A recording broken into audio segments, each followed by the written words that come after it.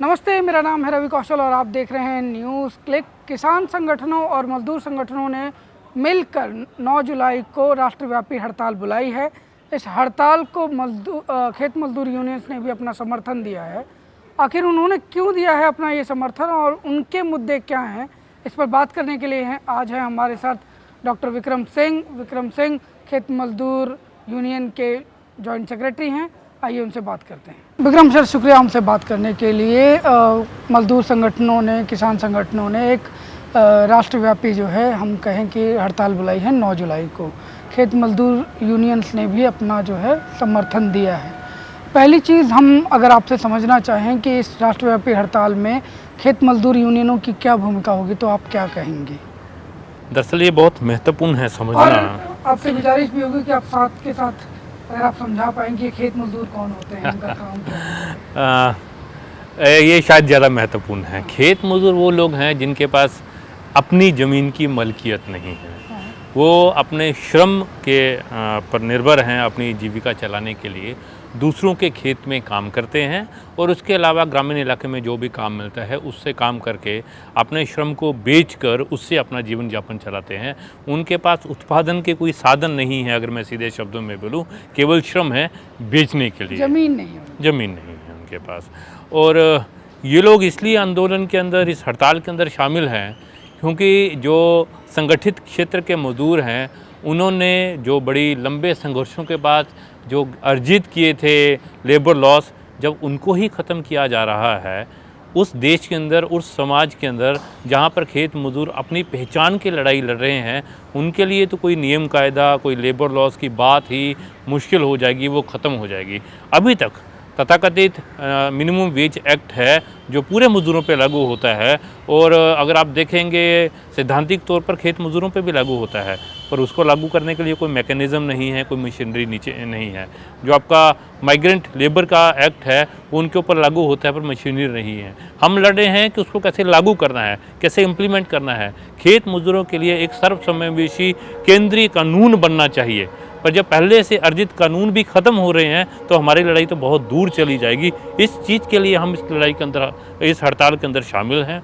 इसके अंदर शामिल हैं हम कि जिस तरह से निजीकरण जो एक महत्वपूर्ण मुद्दा है इस हड़ताल का, 4 श्रम कोड महत्वपूर्ण केंद्रीय मुद्दा है, पर इसके अलावा किसानों और खेत मजदूरों के भी मुद्दे इसके अंदर शामिल है। किसानों का जो पूरे का पूरा दोबारा निगमीकरण करने की कोशिश की जा रही है और ये जो निजीकरण है ये जब आगे बढ़ेगा, निगमीकरण होगा तो पीडीएस का क्या होगा, हमारे काम का क्या होगा। और सबसे महत्वपूर्ण ये जो ज़मीन का कॉर्पोरेटाइजेशन हो रहा है, ये जो बड़े कॉर्पोरेट को दे रहे हैं, तो उसमें जो मुख्य मुद्दा खेत मजदूर है कि उनको भी उनके हक की ज़मीन मिलनी चाहिए। अगर हम याद करें तो जो स्वाधीनता आंदोलन का मुख्य नारा होता था कि जो ज़मीन जोतेगा उसको वो ज़मीन मिलनी चाहिए।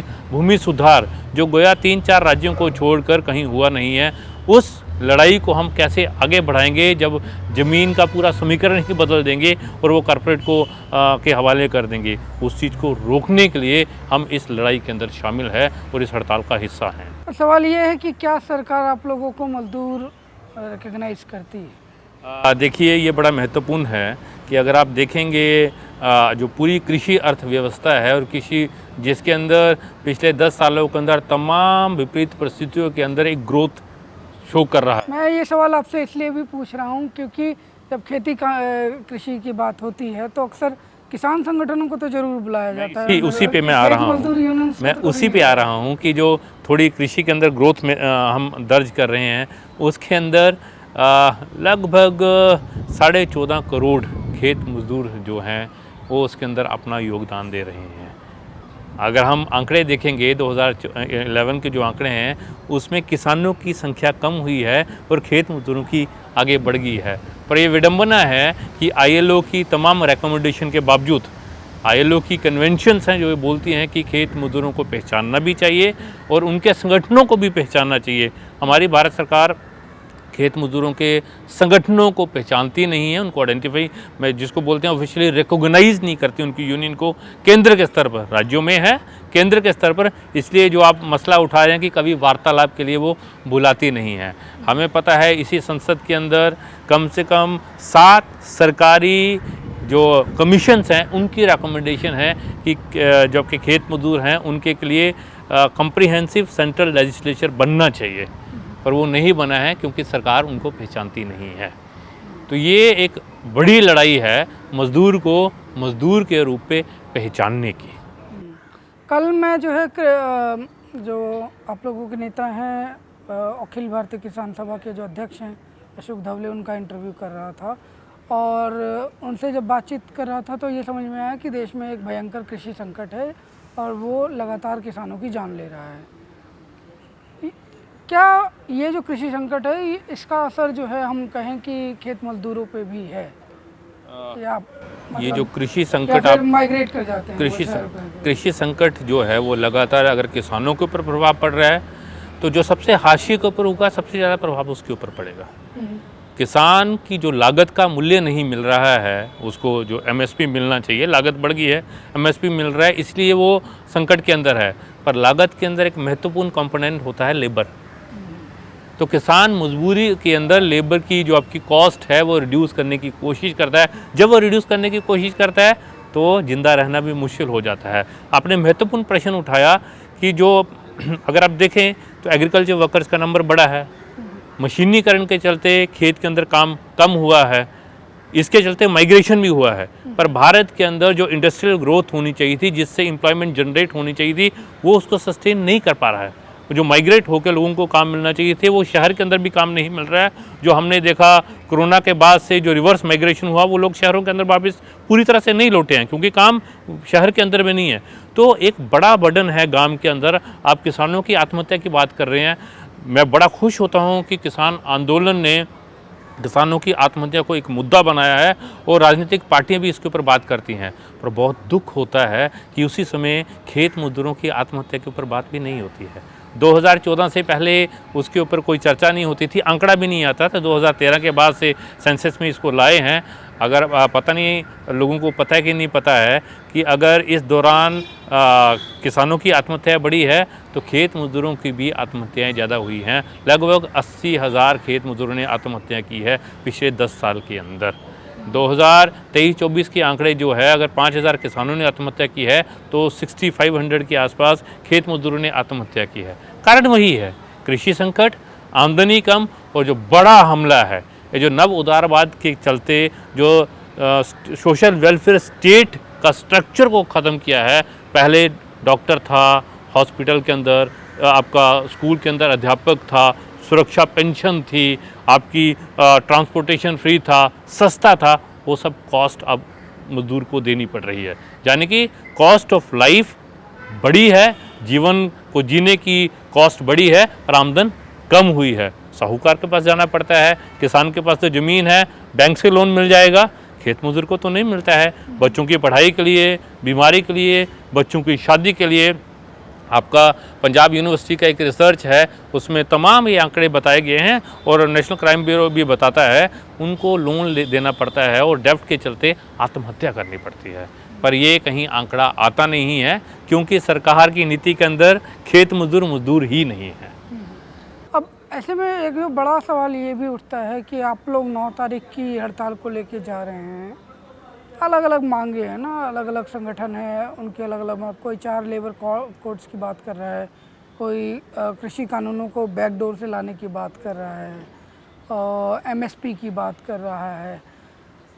मैं जो आपसे समझना चाह रहा था कि यूनियंस अपनी लड़ाइयाँ लड़ रही हैं, लेकिन जो गुड़गांव में काम करने वाला व्यक्ति है या बेंगलोर में काम करने वाला व्यक्ति है वो तो यही कहेगा कि यूनियंस की बात हम क्यों माने, क्योंकि अभी कर्नाटक की जो सरकार है वो 10 घंटे का कानून ला रही है और वो सब पे बरक्ष जो है, चाहे वो महिला है चाहे वो पुरुष है, वो लागू होगा।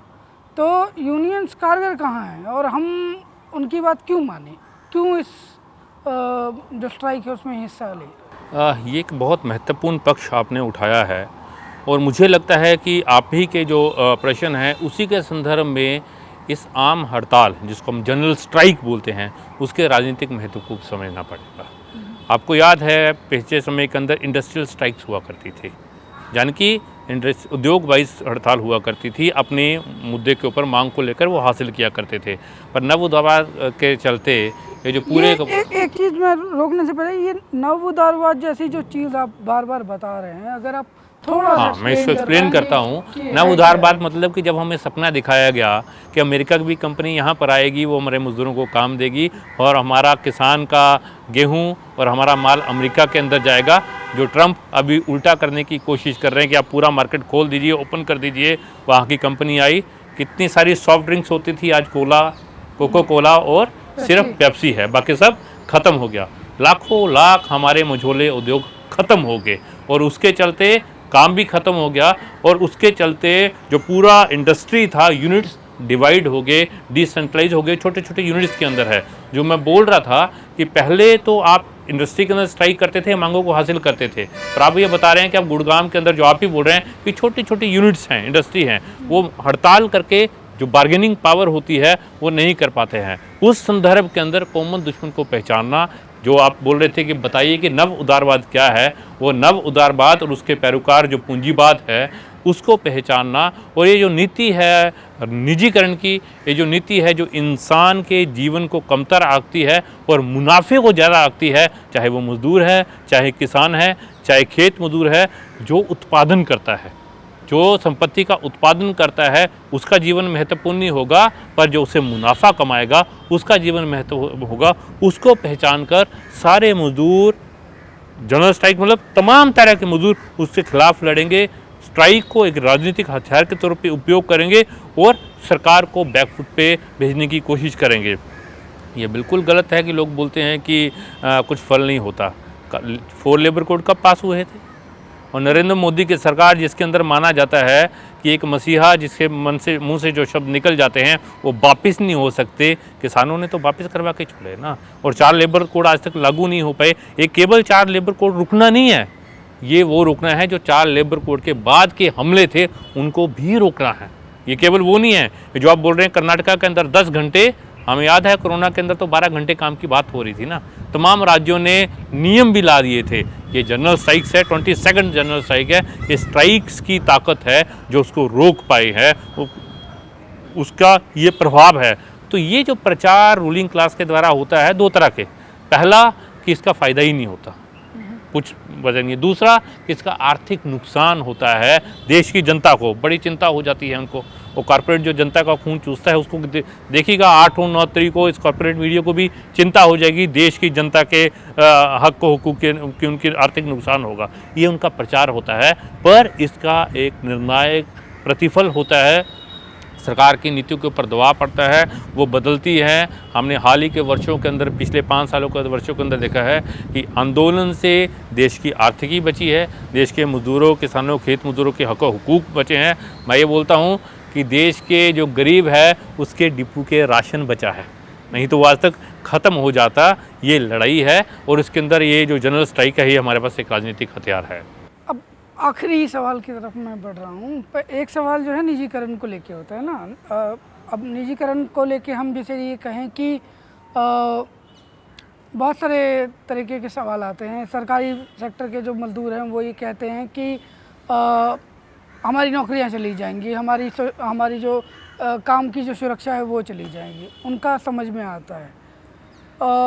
अगर हम दलित पर्सपेक्टिव से देखते हैं तो निजीकरण का वो जरूर कहते हैं कि भैया अगर निजीकरण आएगा तो हमारी जॉब्स भी जाएंगी, ये भी समझ में आता है।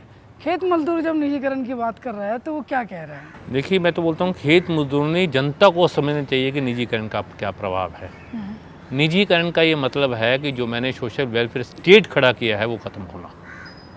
मतलब कि खेत मजदूर के बच्चे के लिए स्कूल ना मिलना, खेत मजदूर जब बीमार होगा तो उसके लिए डॉक्टर नहीं मिलना, खेत मजदूर ने जब कम्यूट करना होगा तो उसके लिए सरकारी बस ना मिलना, खेत मजदूर जब बूढ़ा हो जाएगा तो उसके लिए पेंशन नहीं बचना, खेत मजदूर के बच्चे के लिए मिड डे मील नहीं बचना, और उससे भी ज़्यादा ये जो ज़मीन की मैं आश लगा के बैठा हूँ वो ज़मीन भी नहीं बचना। वो आप सही बोल रहे हैं कि जब निजीकरण होगा तो रोजगार भी कम होता जाएगा, आरक्षण तो उसके अंदर ख़त्म ही हो जाएगा, आरक्षण उसके अंदर नहीं होगा।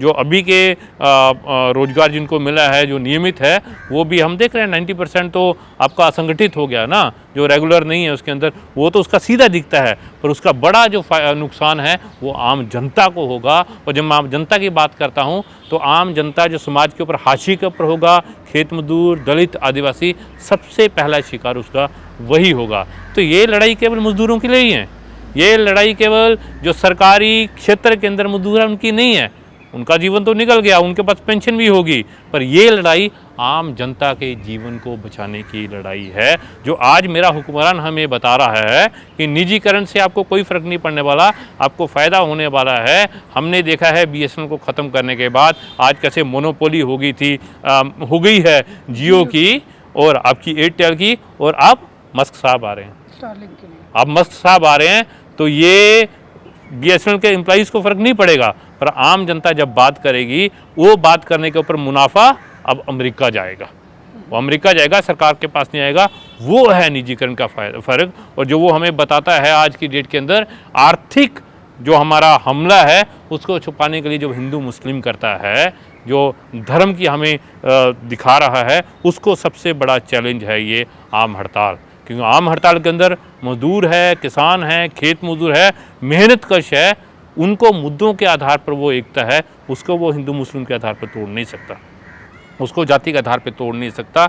ये बहुत बड़ी एक हमारी एकता की लड़ाई है। हम ये मानते हैं कि आर्थिक लड़ाई तो है ही, हम आर्थिक मुद्दों के ऊपर तो लड़ ही रहे हैं, पर साथ में उसके हिंदुत्व के एजेंडे को भी हरा रहे हैं एकता के साथ, और साथ में हरा रहे हैं उसकी विभाजन की नीति को, उस कारपोरेट हिंदुत्व के एजेंडे को हम हरा रहे हैं, और देश के संविधान को और मेरे देश की रूह जो धर्मनिरपेक्षता है, जमहूरियत है, उसको भी बचा रहे हैं। आखिरी सवाल मेरा, मोदी सरकार का बड़ा प्रचार ये रहा है खेत मजदूरों के संदर्भ में कि उन्होंने लगातार जो है मनरेगा में पर्टिकुलरली कोविड के बाद में ज़्यादा पैसा दिया है ताकि रोज़गार ज़्यादा पैदा हो। आप लोगों का अनुभव क्या है? अनुभव तो हमारा छोड़िए, मैं ये बोलता हूँ कि अगर मोदी जी ऐसा बोलते हैं तो उनको अपनी पार्लियामेंट्री स्टैंडिंग कमेटी की रिपोर्ट्स ही पढ़ लेनी चाहिए। बजट लगातार कम होता चला गया है एज प्रपोर्शन टू आपका GDP और सेंट्रल बजट। अभी तो 83 करोड़ से आगे जा ही नहीं रहे हैं। एक ही बार मिला था, 1 लाख करोड़ के पास एक ही बार पहुंचा है। तमाम अर्थशास्त्री बोल रहे हैं कि कम से कम 2.5 लाख करोड़ चाहिए, जो अभी के एक्टिव वर्कर्स, सब वर्कर नहीं, एक्टिव वर्कर्स को 100 दिन का रोजगार देना है। तो सबसे बड़ा हमला जो है लगातार बजट को कम करना, पार्लियामेंट्री कमेटी बोल रही है। सीतारमन जी बोलते हैं कि मांग के आधारित काम है, जब मांग होगी तो हम बजट देंगे। पार्लियामेंट्री कमेटी क्या बोल रही है कि जब बजट शुरू में कम हो जाएगा तो उसका कैस्केडिंग इफेक्ट होता है, वो हतोत्साहित करता है मजदूरों को। हमारा वही अनुभव है प्रैक्टिस के अंदर। एप्लीकेशन देने के ऊपर, जॉब कार्ड होने के बावजूद भी काम नहीं मिलता है, काम मिलता है तो उसकी दिहाड़ी नहीं मिलती है। कोशिश ये है कि जो वर्कर है वो हतोत्साहित हो जाए।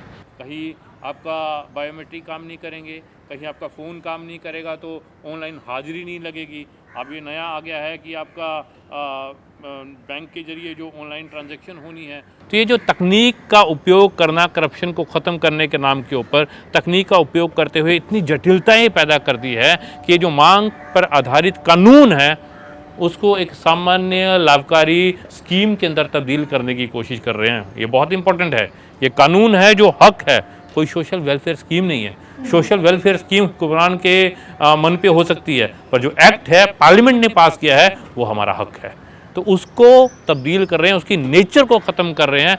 हमारा अनुभव यही है। बंगाल में तो 3 साल से काम ही नहीं था, अब तो कोर्ट को इंटरवीन करना पड़ा, फटकार लगानी पड़ी कि आपने करप्शन से लड़ना है तो लड़िए ना, सोशल ऑडिट करवाइए। पर वो तो करवाएंगे नहीं, उसके लिए पैसे नहीं देंगे।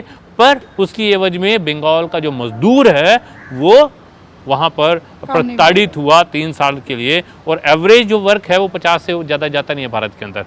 कानूनी हक है 100 दिनों का, पर जो काम है कभी भी 50 से ऊपर नहीं गया है। अब मोदी जी, मैं बोलता हूँ कि बाकी चीज़ें माने ना माने, पर संसद के अंदर ये कही गई उनकी बात कि मनरेगा को एक संजीव मॉन्यूमेंट के अंदर वो तब्दील कर देंगे। उसके ऊपर बड़ी मजबूती के साथ वो काम कर रहे हैं। अगर बचा है तो वो आंदोलनों की वजह से बचा है। शुक्रिया, धन्यवाद जी।